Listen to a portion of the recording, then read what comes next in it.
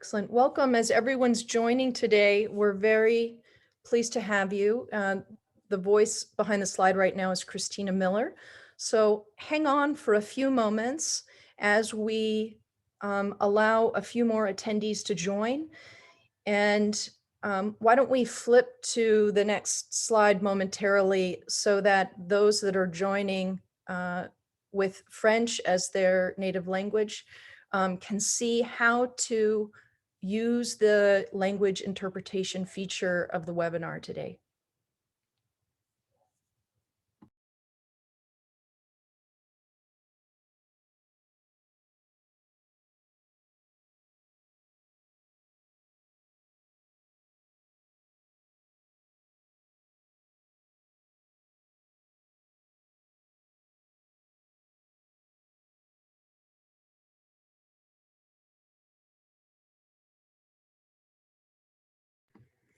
Okay, so we will begin. Thank you everyone for joining the webinar today.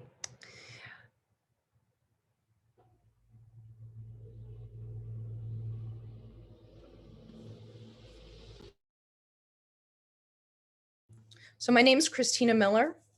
I am the founder of Christina T. Miller Sustainable Jewelry Consulting. And our business was engaged by the Kimberley Process Civil Society Coalition to help develop a series of webinars or virtual events to make the connection between experiences on the ground in diamond impacted communities and the jewelry industry. While we're online today, some of you may be wondering why the chat isn't open. You'll see that. We're reserving the commentary between the attendees and the audience for reserve for the question and answer period, which will be in the final half hour of this event. This is a 1.5 hour long webinar. Finally, it will be recorded and has been being recorded at the moment, and it will be available on the Kimberley Process Civil Society Coalition website as soon as possible after the actual webinar. So you can document the link there or search for kpcivilsociety.org and you will find it. I'm going to turn now to our first presenter, Shamiso Mitsisi. Shamiso is the Deputy Director of the Zimbabwe Environmental Law Association, otherwise known as ZELA, and is the Global Coordinator of the Kimberley Process Civil Society Coalition. He holds a master's in law, in constitutional and human rights law, and a certificate in environmental law from the IUCN Graduate Environmental Law Program. Welcome, Shamiso. It's great to have you here with us today. And I'm going to ask you to unmute and let's get you on camera.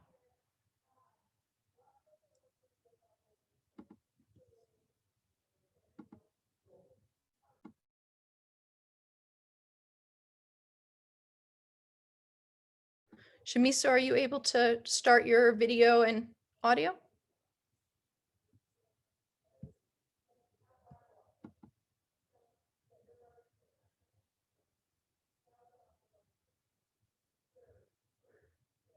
Is anyone able to help Shamiso in this case? I am requesting that he unmute and start his video, but it doesn't seem to be working.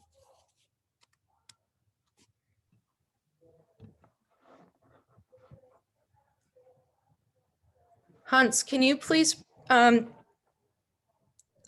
and well, I guess we took care of that already. Can't hear anything. On.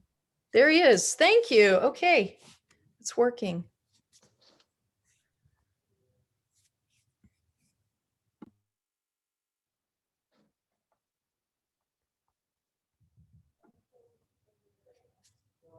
Shamiso, can you say something so we know if it's working or not?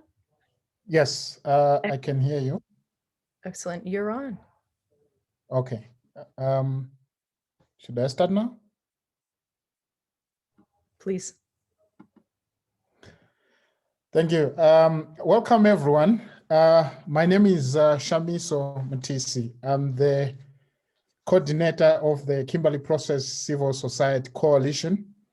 Welcome to this very important webinar. This is a process to make sure that we build closer connections between mining communities and jewelers, as well as retailers who are so connected, but at the same time, know so little about each other's reality. So this is an important webinar where we have to provide the lived realities of communities who are affected by diamond mining operations and other activities along the diamond supply chain.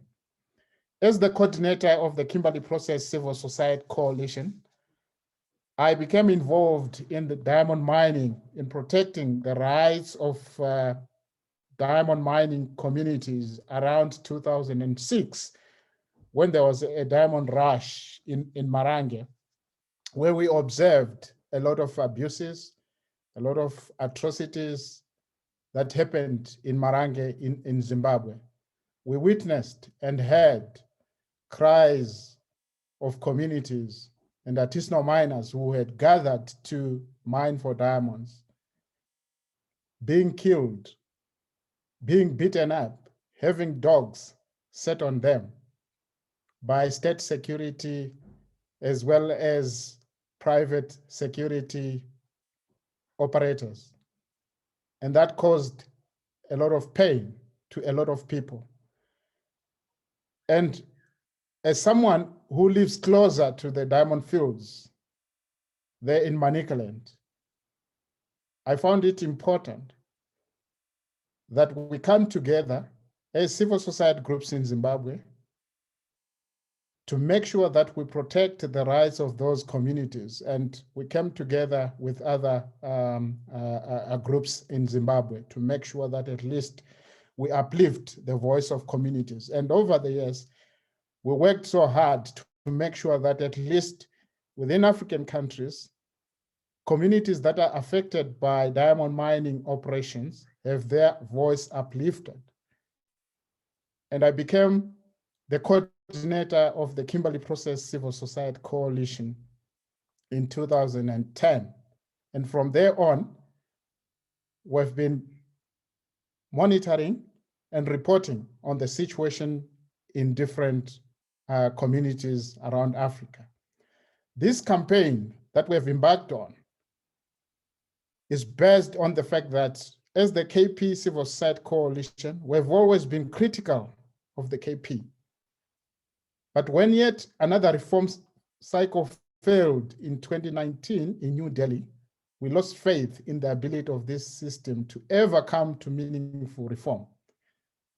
As the KP is losing ever more relevance, we decided to take the discussion elsewhere and started reaching out to jewelers and retailers in the hope of creating new, renewed momentum for the industry to take action for defending the rights of communities it so heavily relies on. So in this webinar, which is very, very important, I want to introduce our speakers and presenters. The first is Ibrahim. Ibrahim is an impacted community member and activist living near the large-scale Koidu diamond mine in Sierra Leone. Then next is Farai Magu. Farai Magu founded the Center for Natural Resource Governance in Zimbabwe, which researches and documents human rights abuses and seeks to halt illicit trade in minerals. The next speaker is Saskia Schat.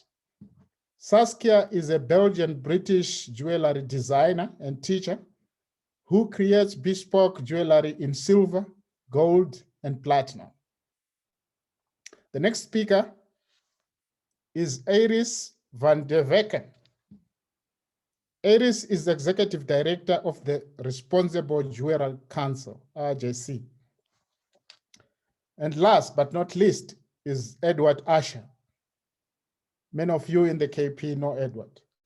Edward Asher is in his second term as president of the World Diamond Council, the WDC, which represents the diamond industry in the tripartite Kimberley process. So thank you to our presenters for coming. Over to you, Christine. So maybe before I hand over to Christine, I wanted to introduce the video, which forms the basis of this discussion and this webinar. This is why we created the video, the reasons, to make sure that we tell a compelling story about what's happening in the diamond mining sector. The quality of the video may be limited in some respects, but you can also watch the video on the KPCS website or YouTube. We will definitely add the link for easy navigation. So over to you, Christine. Thank you, Shamisa. We'll go right to the video.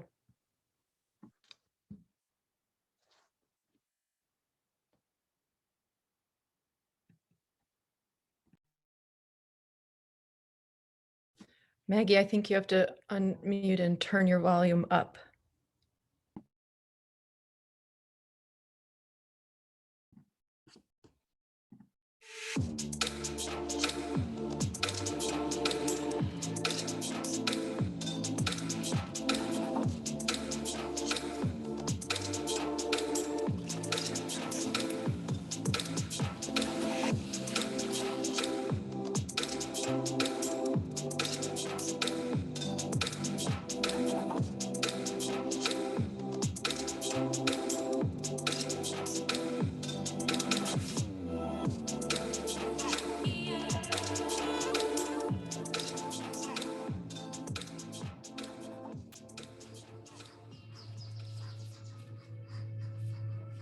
I saw a policeman took his gun, pointed it at me directly. Before I could know what happened, I felt on the ground, blood was oozing on my foot. It was the moment that I realized I had been shot.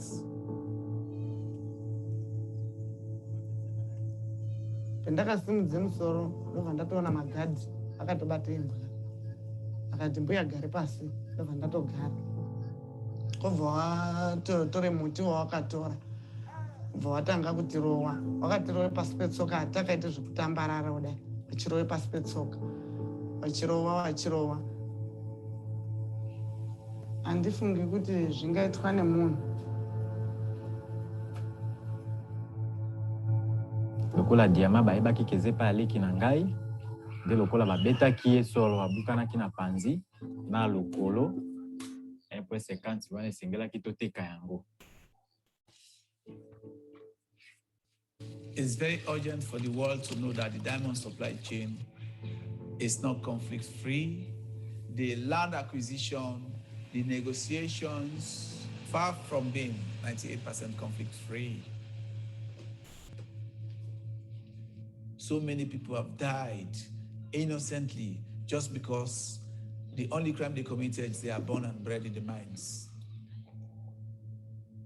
Nabandaki musala wana naza na 14 ans de tobandaki azwaki na yango bakisi tango tozwaki tokendeki na lolima tokomi toza na mbongo ya ratio te toza na lolenge ya kobika te na zamba tango komi lokola boulonnaire moto ya liboso na carrière il faut koluka moto oyo aza na moyen mpona kosunga yo na ndenge ya ratio condition ke lokola toyei tokosala mosala soki tozwi diama toyei kotekela ye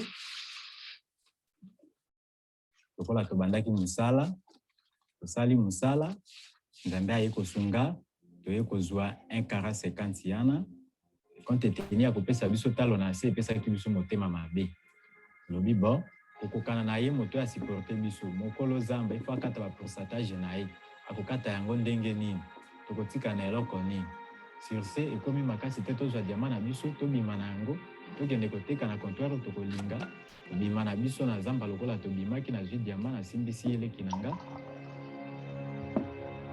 ndaitsvage mombe kuti dzinge dziri panzvimbo kuvharire mudanga uye dzaikaenda kukambani ikoko nokuti ndo kumafuriro adzo uye ndo kunowanikwa mvura yekuti dzioneke. Saka vanofunga kuti pamwe vanongoti wawaona wese vanongoti ikweje. Lokola ye mpe atindaki baja d'ordre ya carrière nde tobengaka bango babede nde bamenasaki biso na nzela kete tokokima na diama mpo na nini lokola bakangaki biso tozongi na diama mpe kotekela bango na talo balingaki. Lokola tozongaki na carrière tobimisi diama etekami na talo oyo ye asepelaki asomba na yango oyo diama ebima parti ya intimidation na bango ntango intimidation elekeli tokangi motema ntango tokomi na kobota nde yaki kobima. I decided to go down to the junction in the heart of the community demonstration. Each time the company want to blast, they will just evacuate people. Whether somebody is sick, whether somebody is in a labor, there is no opportunity for you to live the normal life you want to live. So we are just saying, relocate us. We wrote letters, we complained to authorities, we organized meetings. I never thought they were going to pull the trigger in broad daylight on armless, unarmed civilians, including myself. Shoko rendoda kuti vazive kuti ngerekuti zvaari kutaurirwa zvekuti vanhu vakagare zvakanaka uye havana mhirizhonga hakunyeperwa kwavari kutotaurirwa. Tiri kushupika isusu, tiri kutambudzika. I was hospitalized for 4 months, but in total on that day, 10 people were shot and 2 died. The company denied all liabilities. They've never apologized, but they promised to give out a goodwill donation. So how can you kill people innocently that you end up giving them $300-400? I'm not sure whether people in Brussels or Antwerp or some other places in the world are very much aware of what is happening in the ground. Kuti dai vaizviziva handifungi kuti vaizorida futi kutenga. My message is clear. We are not against mining operations. Success is when people benefit from their endowment. Diamond harisi chinhu chinofanira kuti chikonzere mhirizhonga, asi kuti chinotofanira kuti chikonzere kufaranuka. Ja, het is, mijn hart breekt eigenlijk. En ondertussen worden die diamanten verkocht als het romantisch beeld in het Westen. En dat kan niet. Het brengt heel veel conflicten. Onverdraagbaar. Het draait allemaal om geld. Die mensen moeten meer de waarde van de stenen krijgen dan de tussenpersonen. Diamond mining has opportunities. Mokili lokola eza kobaluka makambo wana mpe koki kochange. Er kan zeker veel meer gedaan worden door druk van het Westen voor de consument ook. Everybody has a role to play. The buyers, the sellers, the users. Vraag aan uw handelaar van waar dat de steen komt. Vraag hoe dat die bij hem terechtgekomen is. Vraag hoeveel tussenpersonen. Vraag of dat het kleinschalig is. We are supposed to have peace diamonds. That's the change we are yearning for.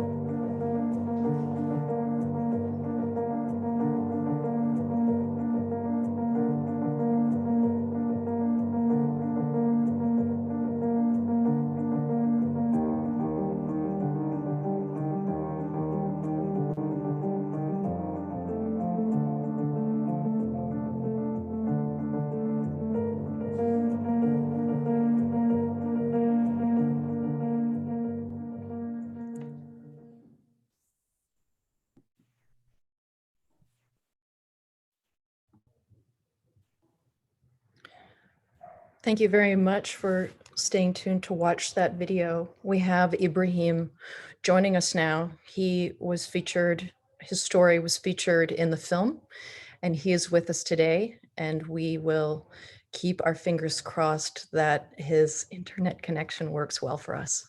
Welcome, Ibrahim. Yes, thank you, Christina, for having me. Yes, as I went through, I was watching through the videos. I recall it's a kind of reminiscence of a very bitter and gruesome story that I went through in 2007. I can still recall. It's an opportunity for all of us to discuss the diamond industry. As Shamisho mentioned earlier on, this industry has been around for such a long time, and we as stakeholders, because whether you are part of the mine or not, once you are born and bred in the mines,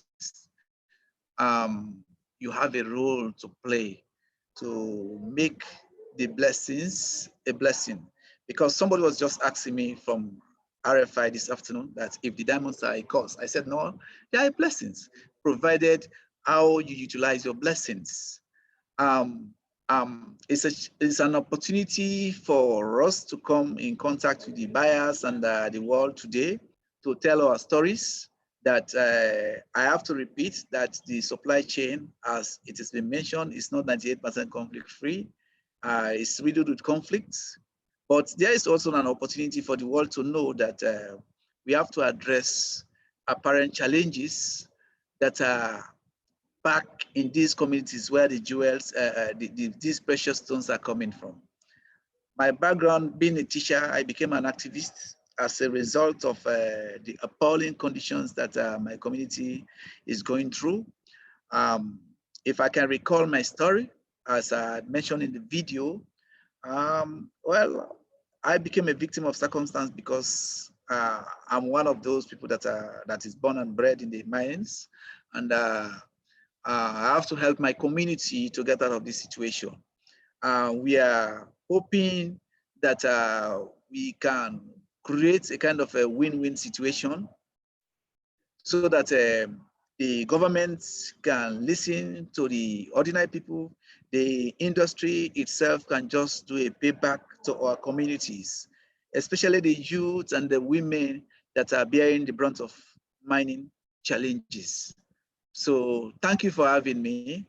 As we progress, one of the important things I would like to relay to the international community in this webinar today is how we can address the apparent challenges of social amenities in these communities. To a very large extent, the diamond mines have no running water, they have no proper schooling system, they have no alternative livelihoods, and the environmental challenges are all over the place. And equally, as I advance my questions to Christina, because I thought I would not be having the opportunity to get connected, and I'm happy because I'm connected now.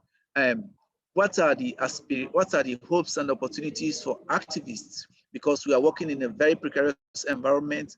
The companies are watching you, the government is watching you, and community leaders are also not happy with what you are doing because they are seeing you as the kind of person that is exposing the secrets. They want the communities to remain like this. So if we are here today to discuss the way forward in this 1.5 hour discussions, all of us can bring out the suggestions and profile also the solutions. Because as I mentioned, we are all part of the problems and the solutions also. If we profile, we bring out clear-cut lines where government can listen, then the industry stakeholders can listen also. That would be a good thing for Africa and the world. Then from that point, we can say the diamonds are conflict-free. But as it is now, in every part of my community where diamond mining or other precious metals is taking place, conflicts is very apparent because the land is being taken away from the people without free, prior, and informed consent, without due diligence, without any international best practices. So I want to pause here for other speakers to come in. Ibrahim, thank you. We were wondering if you could ask a bit or share a bit more about the mine that is in your community in particular, how long it's been there, and how it has changed life in your community since it's been there. Can you share some more specifics about the experience your community is having? Yeah, Christina, I think the diamond mines has been around there before all of us from the 1930s, and several multinationals have operated in this community. But my city of 150 to 200,000 population has no running water. Imagine the city is situated with 3 major mining companies now. The Octane mining that came in 2003, it has destabilized up to 20,000 population of 6 communities. They have not still been resettled and they're relocated properly. That is just one. The other company, Maya Mining Company, is also acquiring like 3-4 kilometers again of the same size like Octia, with very little community involvement. And then now another American company called Steelite Mining is also taking the eastern part of my city. So with my experience, to a very large extent, even if I can relate it to whether from the artisanal sector to the micro and the macro level, we've not benefited so much as a result of a lack of political will and weak governance on the side of the state actors. Deliberately, it has been part of the policy of certain companies not to listen to the ordinary people, because as our laws are changing now in Sierra Leone, instead of corporate social responsibilities and the tax obligations, they are now saying you have to do corporate social investment, which is non-justiciable. But to a very larger extent, the communities that have never benefited from what they are supposed to benefit from. Because if you are exporting millions of dollars of raw diamonds, the upstream process itself is dominated by foreigners. You've not even created an opportunity for the upstream process. What I mean, taking the diamond from the ore body process to mining the ores to the crushing process and to the finishing to where the diamonds end in the recovery rooms is dominated by outsiders. You deliberately refuse to give the skills to even the locals, where they can do what we call self-actualization. Is that a benefit? Because if the mines close today, the whole of the resettlement will not have a running water because they've not built even sustainable running water. The whole of the community will stop benefiting from the community development agreement because it's not sustainable. They've not created any mechanism of sustainable community development initiatives that have long impact on our communities. I will also mention my experience as a Sierra Leonean, as an African born in the mines. The mining industry is supposed to be an opportunity for Africans, but that has not been the situation, because even the diamond trade itself is dominated by outsiders. The diamond trade itself is dominated by outsiders. So that's a big challenge. So the experience I gather here from my own part of the world, I've not seen sustainable management of the endowment in whatever way, because the government ministry itself lacks capacity to understand the minerals. It's not only about the diamonds, but every other mineral that is being mined in my own part of the country, we lack the expertise completely. See, we lack the expertise. So that's a big challenge for us. Thank you, Christina. Thank you, Ibrahim. Something that might seem obvious that I want to bring some clarity to is that this is a community that sits next to large-scale diamond mines. So in the video that you saw, there were examples of the experience that people are having relative to large-scale mining, as well as experiences relative to artisanal and small-scale diamond mining. So just to make that clear that this is an experience at a large-scale operation. So Ibrahim, I'm going to ask you now we'll turn off your video and audio for the time being, and then we'll move on so that Farai can present, and then we'll come back later for question and answer session with everyone. So now you can relax and listen momentarily. Okay, thank you. Thank you. Thank you. So Farai, let's bring up your audio. And Maggie, we also have slides for Farai. Thank you. Or Farai, you can indicate when you would like those to start. Thank you very much, Christina, and hello, everyone. My name is Farai Magu. Christina, you can put the first image maybe after the introduction. I work with Center for Natural Resource Governance, and I got into this sector in 2008 in November, when the government of Zimbabwe deployed the military to go and take over Marange diamond fields, which are situated about 280 kilometers east of the country. The diamonds are largely alluvial, and due to poverty in the country, they attracted hordes of artisanal miners and dealers and other people who were selling merchandise. But beginning the 27th of October 2008, government deployed thousands of soldiers and the police, and there was a massacre of artisanal miners. It is at that point that I began to receive reports of people being killed, women being raped, and forced labor, people being forced to fill the gullies or the pits that had been dug by artisanal miners. That inquiry changed my life forever. Because as we went around trying to investigate what really was happening, we came across gory images. And until now, I don't understand how a human being can inflict such pain and harm on another human being. We began to document the abuses. And I didn't even know that there is a Kimberley process.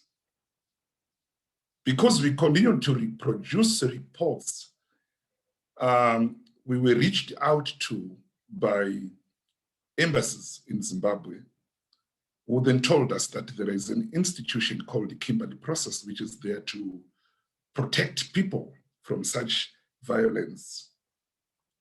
So I attended my first meeting of the Kimberley process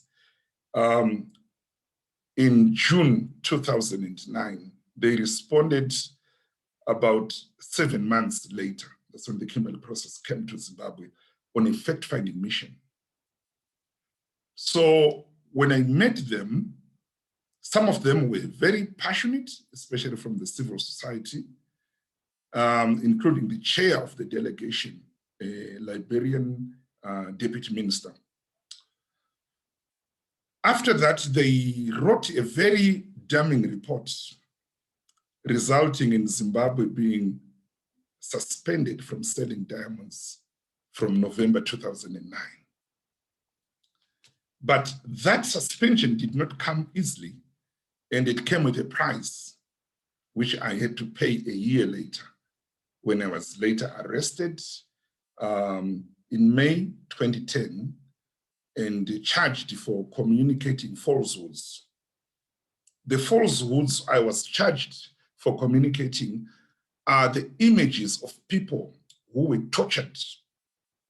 And because propaganda was used to dispel the reports that we were producing, we went an extra mile to produce information so that these people can get protection. And for that reason, the journey took me even to the mortuaries where I had to take photos of people who had been killed, people with gunshot wounds on their bodies. I had to do that. So you can put the first image, Christina. Since then, the Kimberley process made a complete U-turn.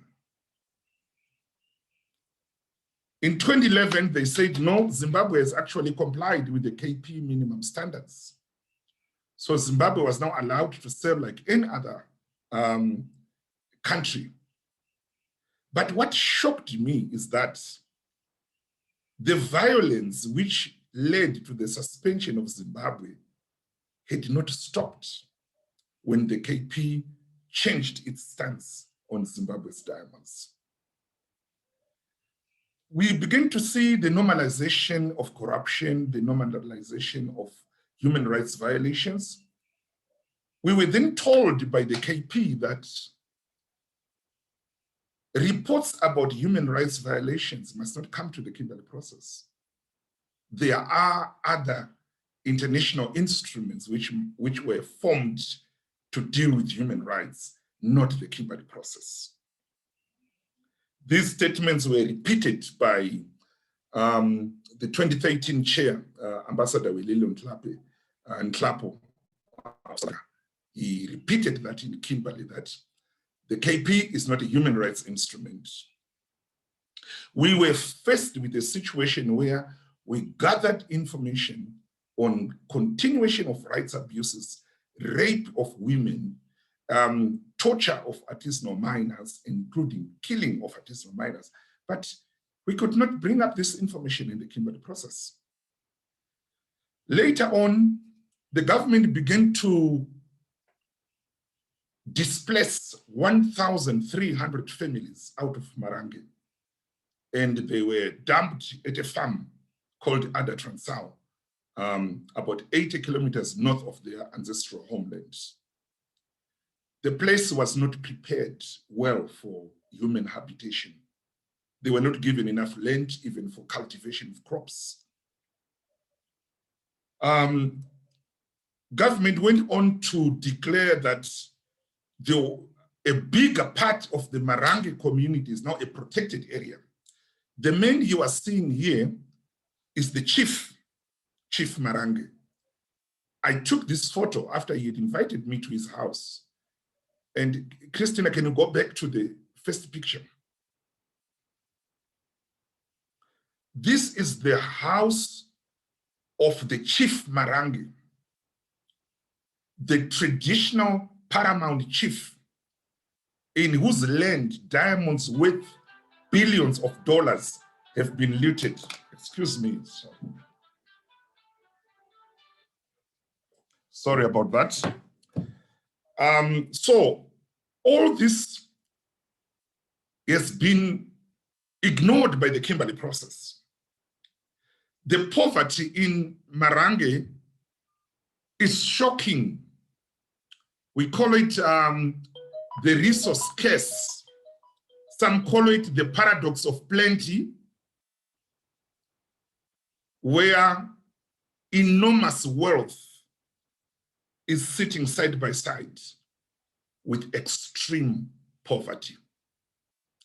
I wrote an article some years ago titled "The Woman in Marange and the Woman in New York," where I tried to contrast the rape, the torture, the poverty, which the woman at the source where the diamonds are coming from is experiencing, contrasted with the the glamour, the glitter, the beauty that the woman who wear the end products is experiencing. So Marange became a protected area. For you to enter the community, you needed a letter from the police. And one reason to say it's now protected area is to bar artisanal miners from entering the area. Secondly, to ensure that civil society does not go in to investigate the torture. So by that act, government actually put the whole community in prison. Only those who come from outside Zimbabwe and who are in good books with the government, who will hear no evil, see no evil, say no evil, are allowed unfettered access to Marange. People like the Kimberley process, delegations, they've been there in and out. People like the African Diamond Producers Association, they've been there in and out. People from China, from Dubai, from India, they can easily access Marange. But we, the Zimbabwean people, have no access to Marange. It's a military zone.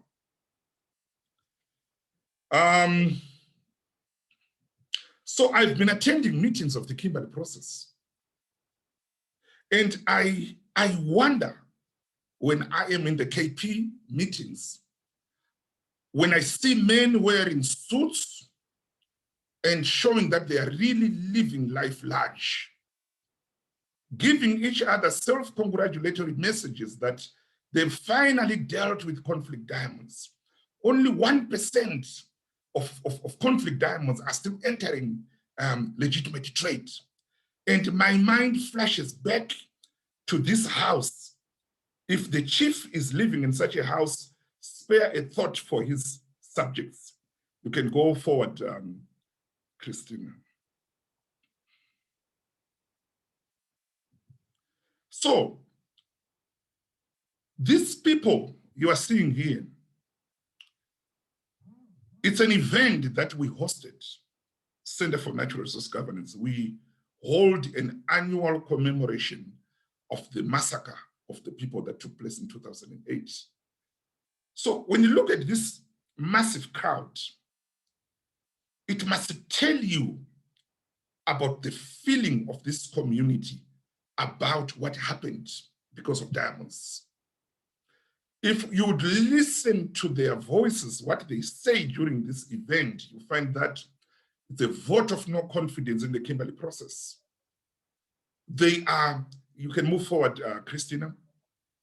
They are challenging even the definition of conflict diamonds because this community is deep in conflict.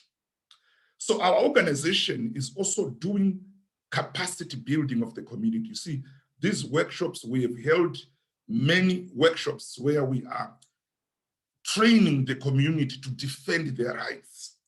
And these are community leaders you see in this gazebo, where we are speaking also about nonviolent resistance to resource looting that is taking place. You can move forward, Christina.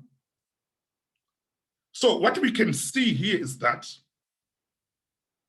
the Kimberley process was formed after organizations such as Global Witness, Human Rights Watch, Partnership Africa, Canada, produced evidence that diamonds are being used to finance conflict and suffering of civilians, of people, and artisanal miners as well. But 18 years after the formation of the Kimberley process, we can now say the KP has failed to protect the people for whom it was created. These are the people that must be protected by the Kimberley process, but it's not doing that. You can move forward. This is a protest that we held in the community, and the community is asking questions. Where is our share of our diamonds? Why continue destroying lives in the name of selfishness No Zimbabwean know where the diamonds are going. We have no idea. The Marange community is one of the poorest communities in this country. After looting, they forget even to repair the road which they damage with their equipment going into the community. Some of them actually use a helicopter to carry the diamonds out. And when they get to Harare, they get conflict-free. That's the KP certificate.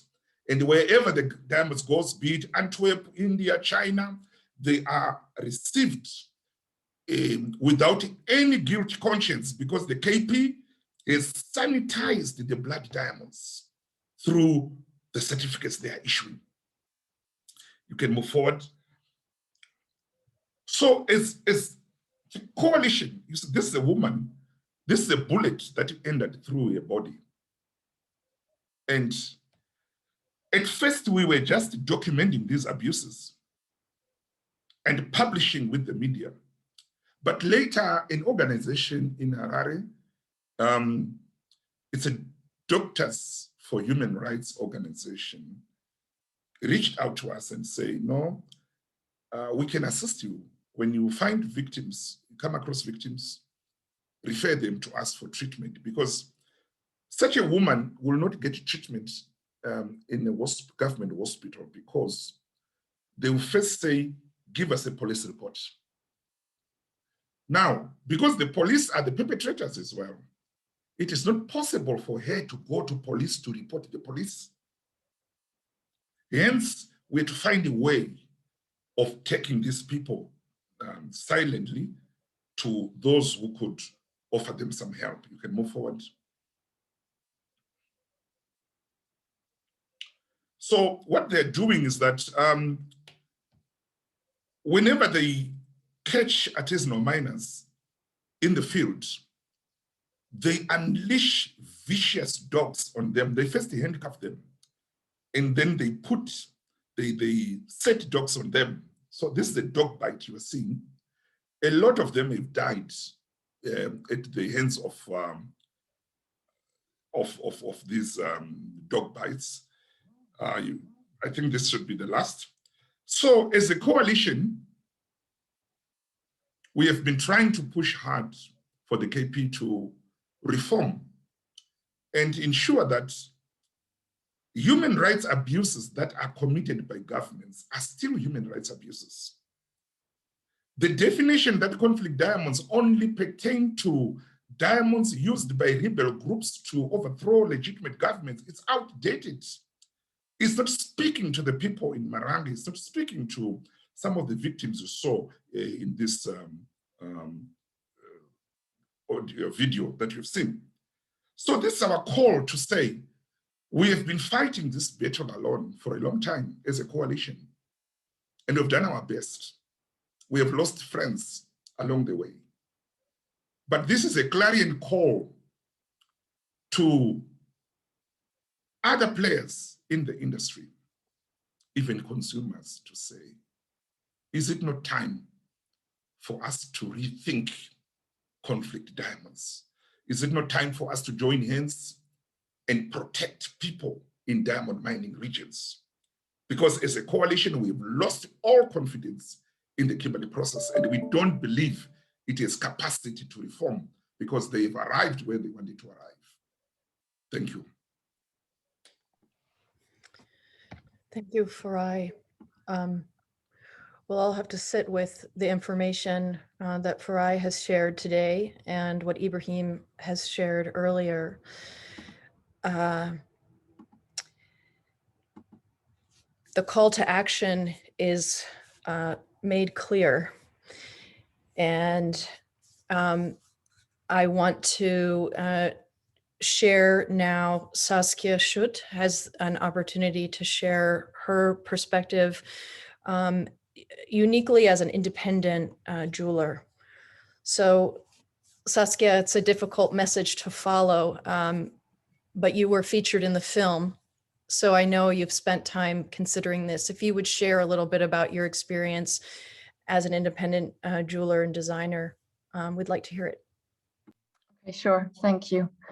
Hi, I'm Saskia Schutt, and as Christina already said, I participated in making of the video, and the situation for me, as well as for my customers, is very unacceptable. And this is because diamonds are supposed to be a thing of beauty. But when I learn that there is still violence and still suffering at the areas where the stones come out of the ground, they really lose their sparkle. So for me and for my customers who are marking a special occasion, this is really unacceptable. And it is also difficult for me to buy diamonds with transparent origin and path. And this is because a lot of the diamond dealers think that because they deal in so-called conflict-free diamonds, that this is where it ends, that the Kimberley compliance statement at the bottom of their invoices should assure me and my customers. But let me read what that statement says. And I quote, "The diamonds herein invoiced have been purchased from legitimate sources not involved in funding conflict and in compliance with the United Nations." With the United Nations resolutions. "The seller hereby guarantees that these diamonds are conflict-free, based on personal knowledge and or written guarantees provided by the suppliers of these diamonds." But as we've seen from the video, and also from known other examples, that not all diamonds are conflict-free, and is then also a false claim. I am not able to say that I can purchase diamonds with total confidence, and therefore often source my diamonds from countries like Australia and Canada. But this is not a solution, as it won't solve the violence which we've just witnessed in the video. As a jeweler, I would like the diamond industry to become more transparent, maybe have an auditing system, an independent auditing system put in place, like they do for Fairmine Gold, or maybe a quality assurance label from, for example, the KP Civil Society Coalition. But above all, I want the needless violence to stop. I would like to be able to buy diamonds and feel good about it. Thank you. Thank you very much, Saskia. Going to now invite Iris van der Vegen and Edward Asher to please unmute and come on video.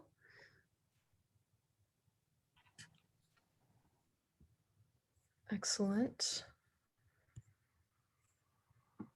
Okay.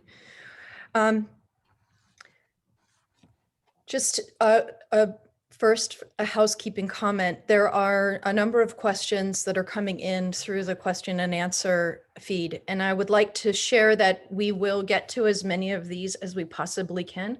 Some of them are quite technical and go beyond what we are going to be able to get into on today's session. But some of the more technical questions point to information that needs to be made readily available to people. People that are living in communities, people that are in the jewelry industry, and so on. So we hope to gather that information and prepare some useful material at a later time. So right now I'd like to welcome Iris van der Vegen of the Responsible Jewelry Council and Edward Asher of the World Diamond Council. And as Shamiso and Ibrahim and Farai all described, let's bring this discussion to jewelers and retailers in the hope of creating new and renewed momentum for the industry to take action for defending the rights of the communities it relies so heavily on. We also heard from Saskia Schutt, who is a member of the jewelry industry, and now we turn to you. And I'm hoping that we might begin with Edward. Just give us a moment. Can you respond to some of the things that you've been hearing this morning before we get into some of the additional questions? Yeah, sure. Thank you very much, Christina. Thank you for having me. And I want to start to compliment and express my admiration for Farai Magogo and his story, because that's the story that is exactly what makes me tick. And I heard these stories for the first time in 1999, long before the KP, when we were confronted with conflict diamonds. And I've been active on and off since then. And it's not only me, it is about the whole diamond industry that we care about stories like we just heard. And we, as much as possible, try to cooperate with the Kimberley Process Civil Society Coalition, because with the stories I heard, there is practically nothing I disagree with, because we all share the same goals and the same purpose to make natural diamond producing countries and natural diamonds conflict-free. But as was stated correctly, conflict-free is not enough. We have to look much broader than that. We have to look at human rights, labor rights. I'll come to more later on in this discussion. We have started in the KP, the World Diamond Council started with our efforts to broaden the definition of conflict diamond in 2010. So it was in the middle of the sanctions against Zimbabwe, because we want to include human rights, and we think without human rights, there is so much to criticize about the definition of conflict diamonds and the way we operate. So after 10 years of discussing this, it was vetoed last year in Delhi at the KP plenary to expand the definition, but we make some progress. There was only one country that vetoed it, and we can see that in the discussion with governments that we make some progress. Of course, that in itself is not enough. We must change the definition.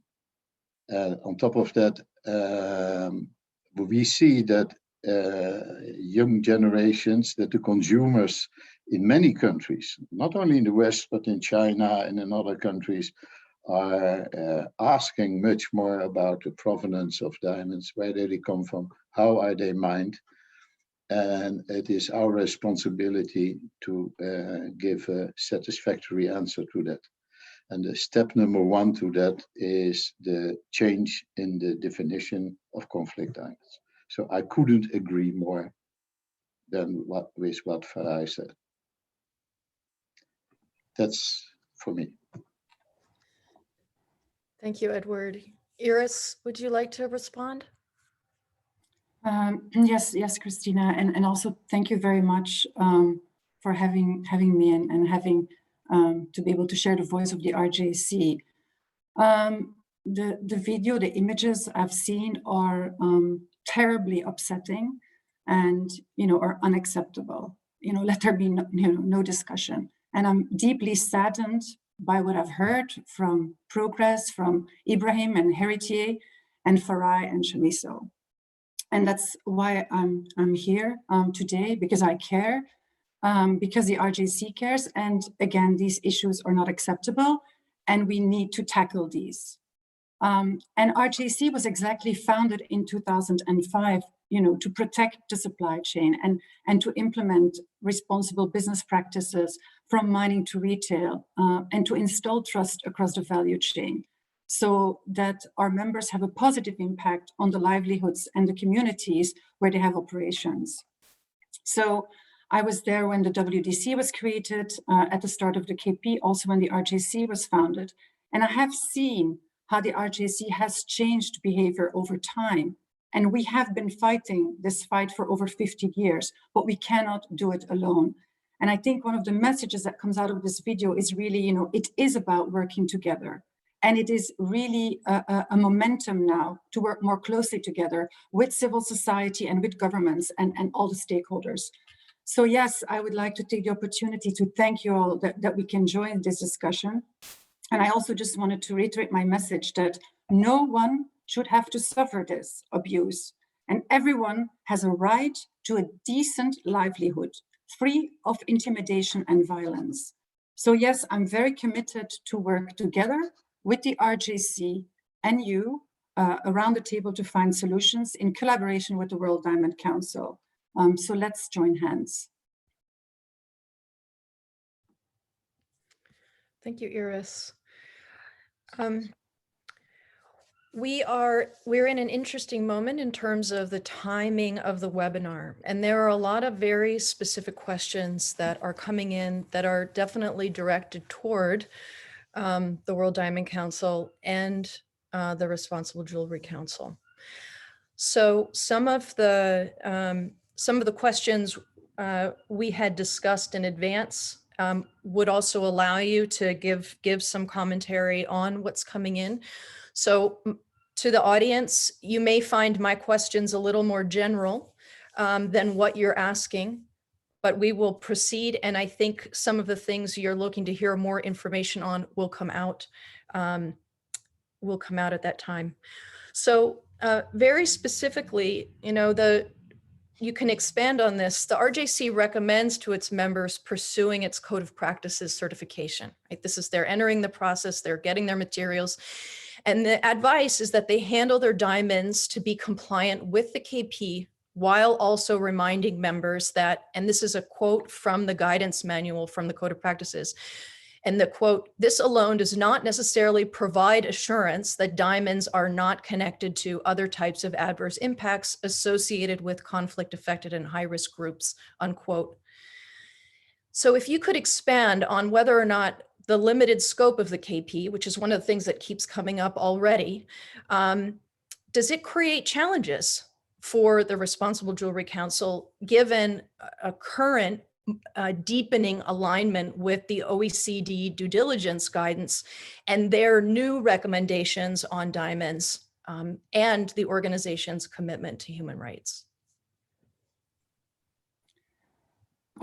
Christina, the RGC Code of Practices and the Kimberley process, they complement each other, but they're two separate standards. One has been set by the industry and the other has been set by governments.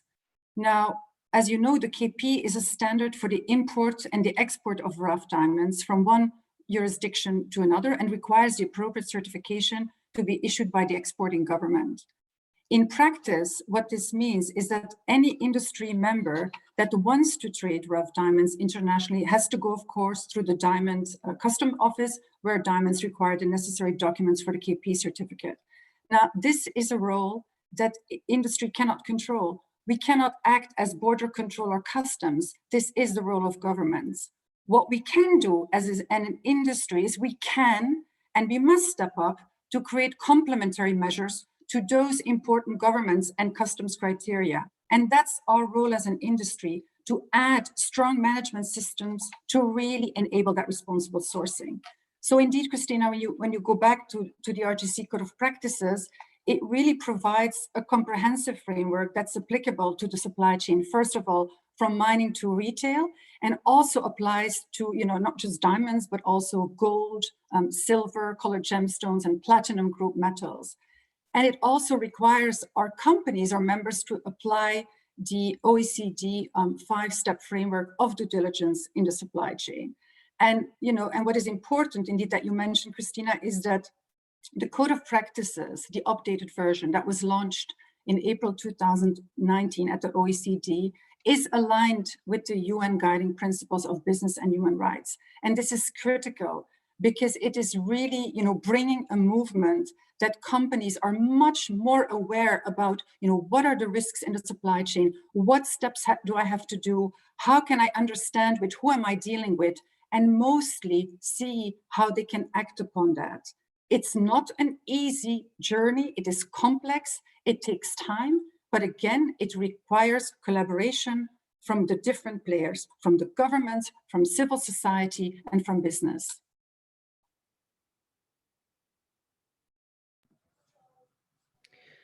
Thank you. Thank you, Iris.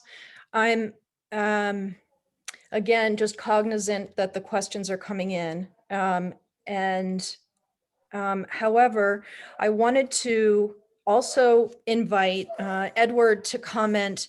You took some time to prepare recently commentary for the Solitaire magazine, which is a B2B magazine for the Gem and Jewelry Expert Promotion Council of India.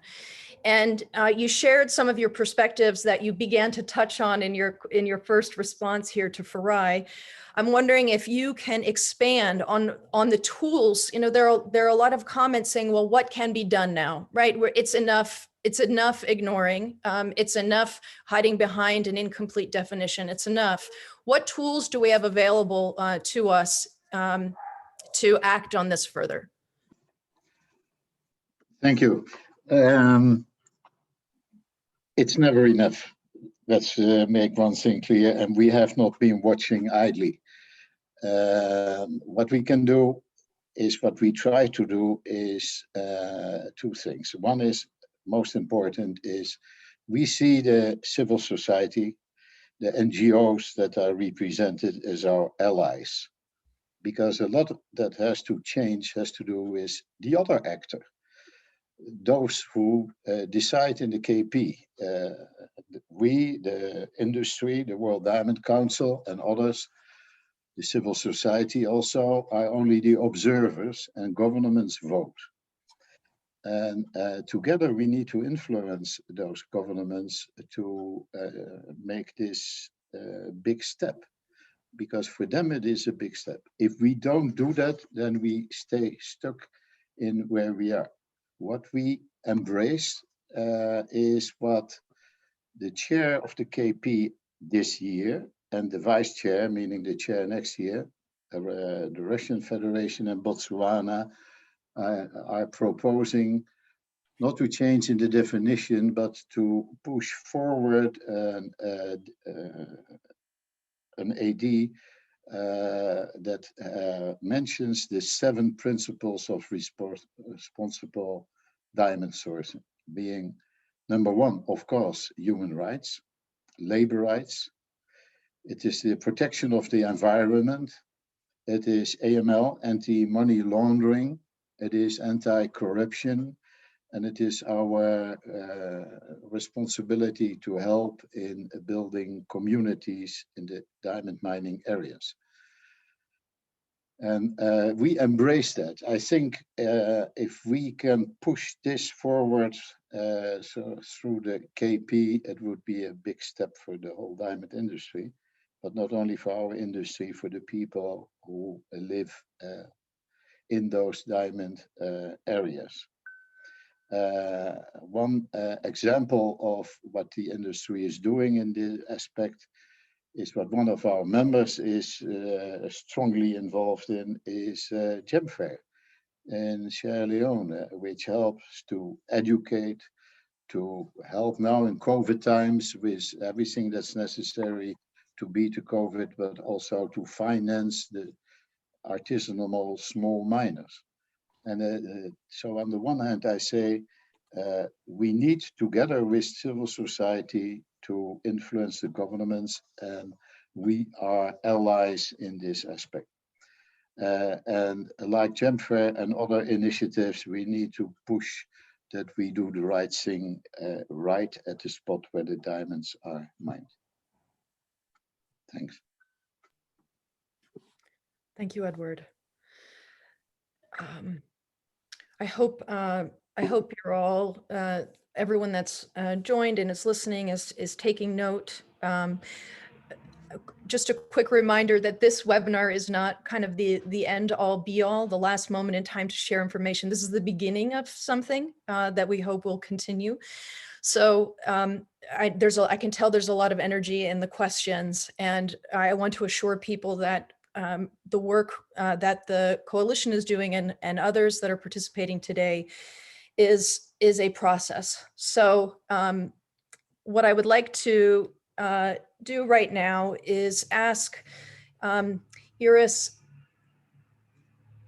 I'm going to put it really broadly as sort of a final direct question to you so that we can move on. Is there anything in particular that you would like to add in this moment before we turn and look to some of the specific questions that are in the in the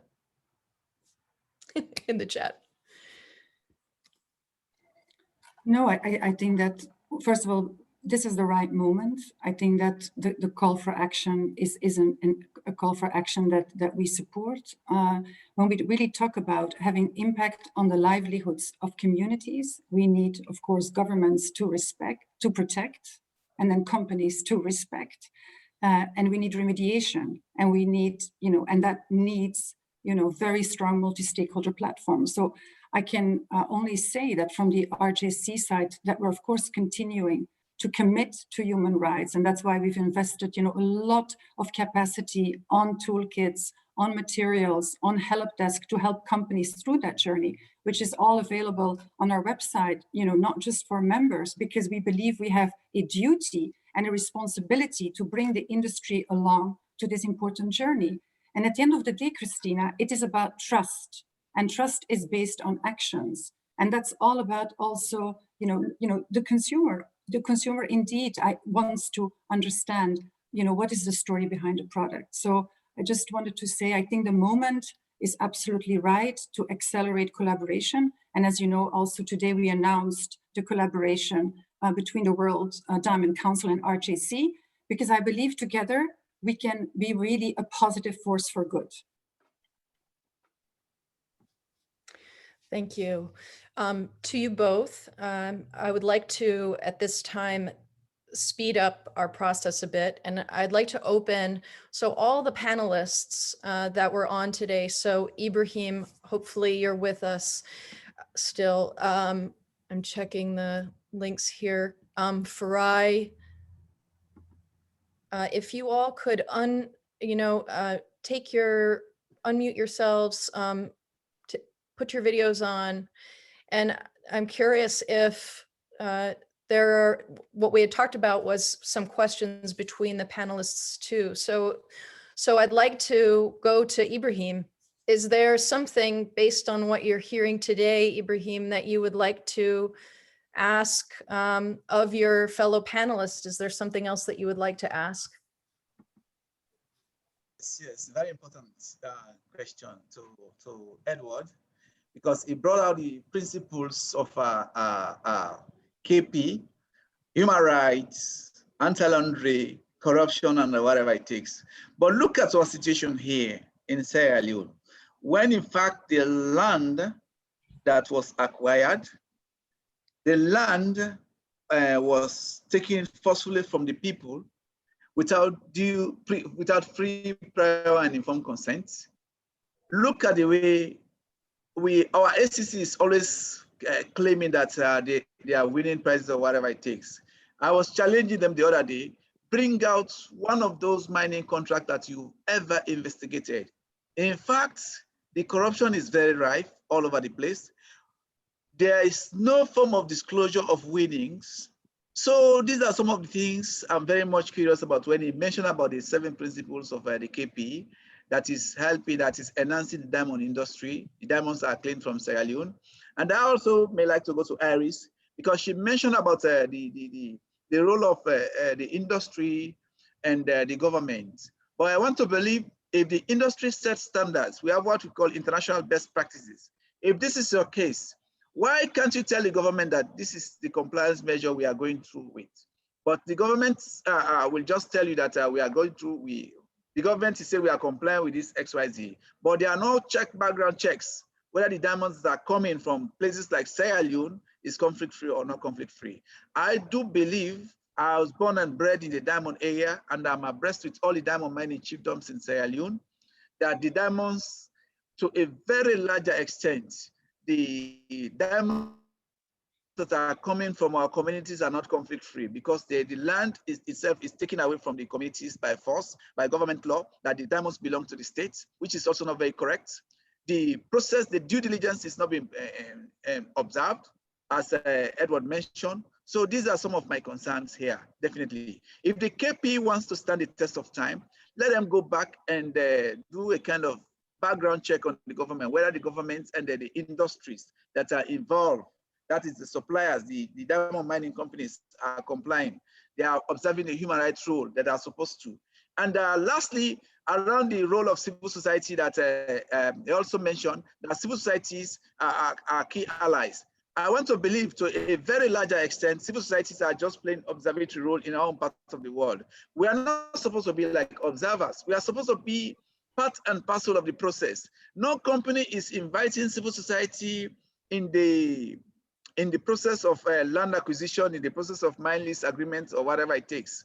Even the small artisanal miners themselves, at the final stage of the whole process, is being challenged because government is not bringing out the required information to the general public. So these are some of my concerns. Christina. So Iris or Edward, would you like to respond? Yes. Yeah, yes, go ahead, ladies first, go ahead. Ibrahim, I understand the point that you're sharing, because I think that's why we're here, because the matter is very, very complex. And I think what I hope that we will get out of this dialogue and conversation today is that we will rethink how do we have to sit around the table to make effective change on the ground where it is required. So it will require a different kind of organization, coordination with all parties involved. And I very much appreciate the role of NGOs. I mean, I think everyone knows I engage very much, for example, with Human Rights Watch. Why? Because it's important to understand what is really happening on the ground, what matters, what can we learn from that, and how can we adjust policies and standards. But of course, policies and standards is only the operationalization of legislation, or it will move beyond legislation. And that's where the role of governments is so critical, because we can't take the role of governments. So just letting you know, yes, happy to have these conversations with you in follow-up of this dialogue today. Yeah, okay. Ibrahim, can I add to that?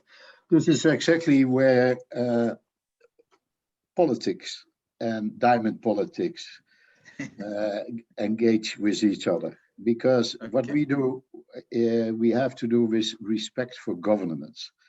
Because governments are independent. And whether we like them or we don't like them, whether we have differences of opinion, that is something that we have to accept and respect, because respect is important to influence governments.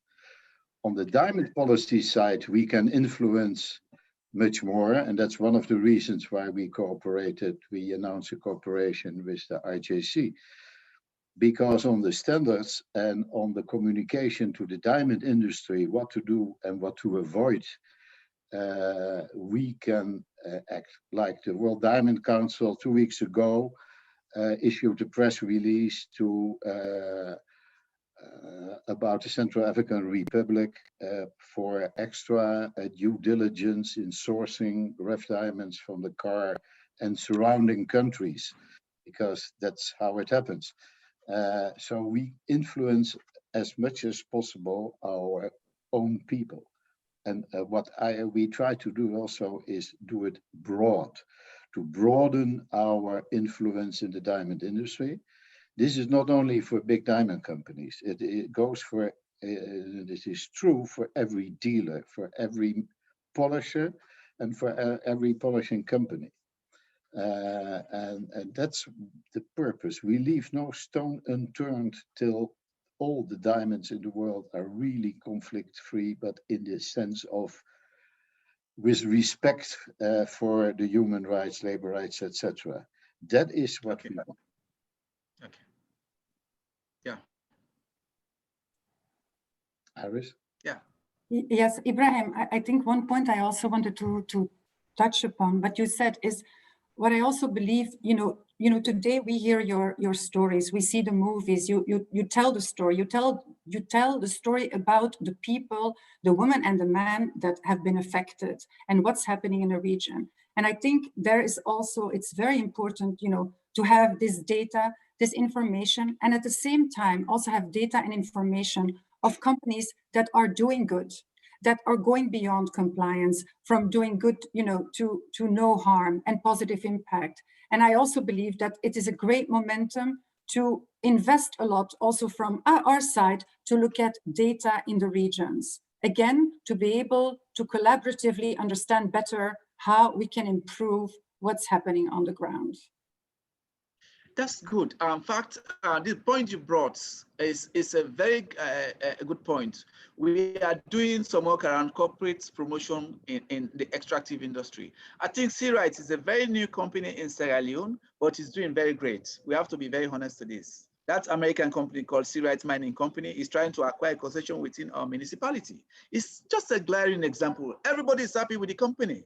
They are building a kind of modern school in a very small community that can be equivalent to a kind of a small university in our part of the world. Honestly, not every company is doing bad, but the oldest company like Octea, like Wongong, the gold mining company, I'm happy because you mentioned the other metals. You mentioned about the precious metals. Wongong is not doing good and the others are not doing good, honestly. So we have to praise the companies that are doing good. We have to also watch at the companies that are performing very poorly. Honestly, this is a very good point. Yes, because we are not against mining. We are not against that kind of thing because it's an endowment. The minerals are meant for community beneficiation, are meant for human beings. So this is good. I appreciate that point. Yeah. Yeah. Well, I'm yes. grateful yes, that Saskia. you all have had a chance and to share a little bit more. So Saskia, I know your schedule. You want to pop in? Yeah, I just have actually a question for Edward, because I mentioned about the auditing system, putting one in place, and he wrote in the chat that there actually has been one for the past 15 years or so. So I'm wondering, where are they failing? Why is it not doing what it's supposed to do? If there's an auditing system in place, that there is still violence and still corruption and still, people suffering. Where do you think they're failing, or why do you think this is happening? Well, thank you, Saskia. I didn't answer any questions and answers in writing so far, but answering your question anyway is that. Oh, I'm sorry. I'm sorry. What we do is on our side of the industry. It is from the buying thereof, the polishing and the wholesaling. That is where you can set standards for people how to behave. What you are talking is, what the others are talking also is at the source. And at the source, as you know, and we have discussed already, we're trying to influence the governments, because most of the mining companies, as Ibrahim said, in his case, 1 out of 3 he mentioned, but many of the large-scale diamond mine companies and some of the artisanal mining companies are doing a great job. It is the majority, but it is the abuse of human rights. Whether it is small or big, there is no difference. We have to fight. And that you cannot catch in the standard for a diamond, that you have to do together with those governments. Okay, thank you. Yes, it must have been a different, I thought I read your name in the chat. Sorry. Happy to answer. Okay, thank you. So at this time, because we need to end in just a few minutes, I appreciate the reality that there are many unanswered questions. And while we have not defined every detail of the 2 additional virtual events that we're planning, I'm glad that we haven't, because this has really revealed that we need a very long conversation of question and answer of why is this the particular circumstance? Please give me the details.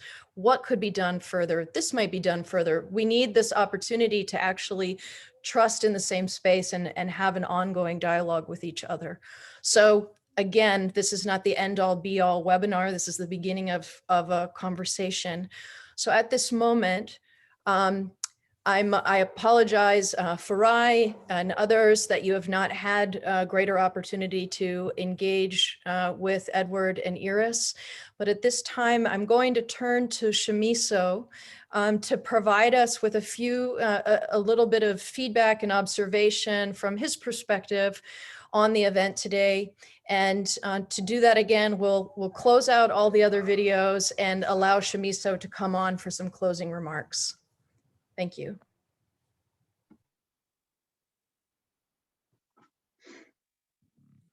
Thank you very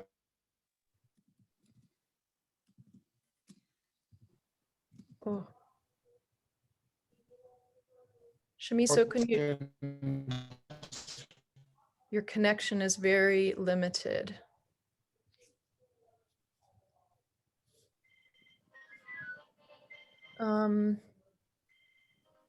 How about this?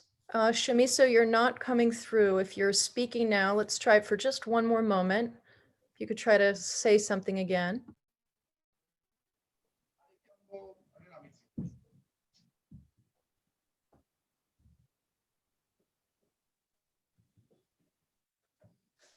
We see you.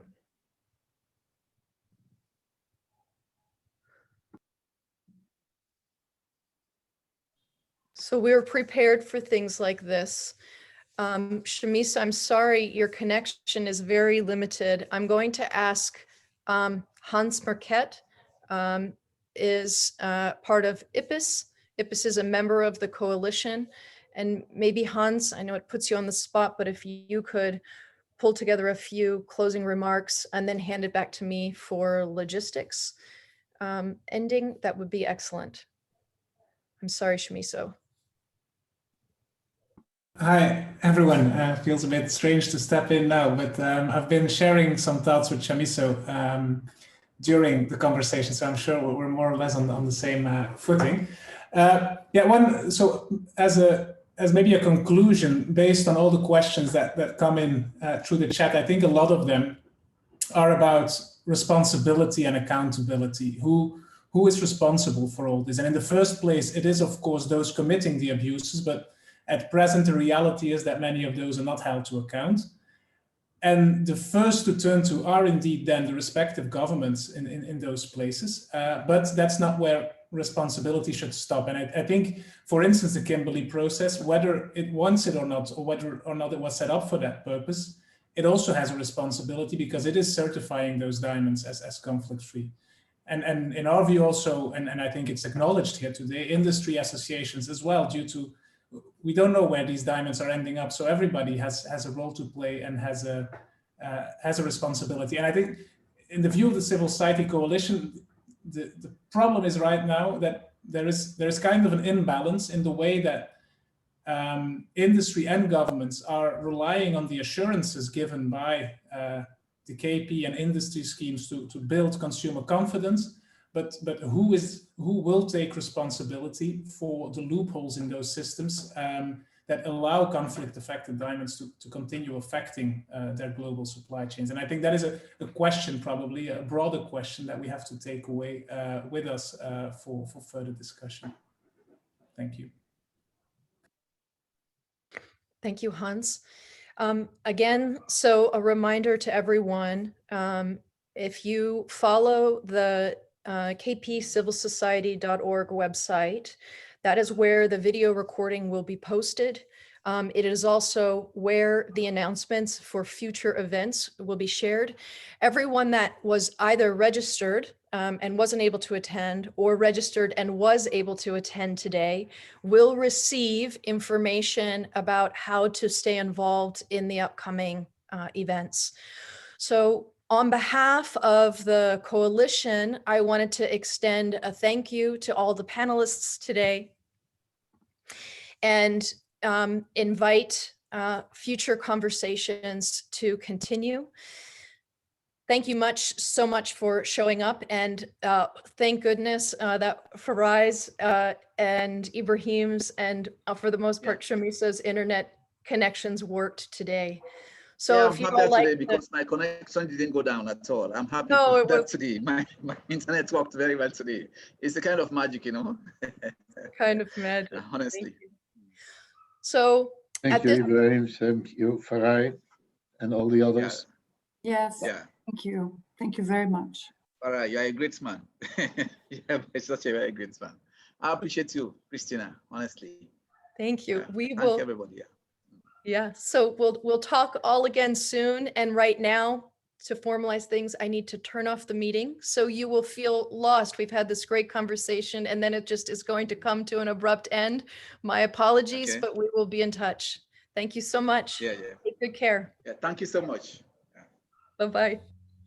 Yeah, thank you so much.